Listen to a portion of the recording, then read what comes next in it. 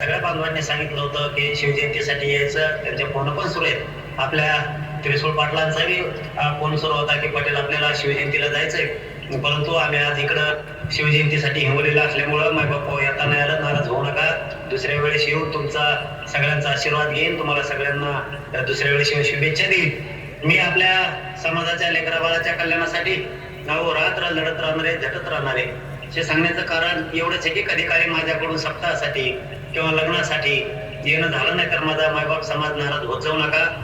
कारण हे सतत उपोषण केल्यामुळं पोटात अचानक आग होती, अंग थरथर कापतं आणि जास्तीचा प्रवास केला तर आणखी जास्तीच्या वेदना आणि त्रास होतो. माझा मायबाप समाज नक्की समजून घेईल, मला नक्की समजून घेईल. आपल्या खूप मोठ्या या शिवजन्म सोहळ्याला मी उपस्थित नक्कीच राहायलाच पाहिजे होतं, परंतु खरंच तुमची दिलगिरी व्यक्त करतो की आज मला येता आलं नाही.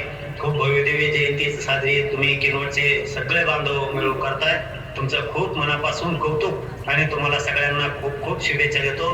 पुन्हा एकदा किनवटच्या सगळ्या बांधवांना, शिवभक्तांना शिवजयंतीच्या खूप खूप मनापासून शुभेच्छा देतो आणि थांबतो. धन्यवाद सगळ्यांना. जय शिवराय. जय जय शिवराय.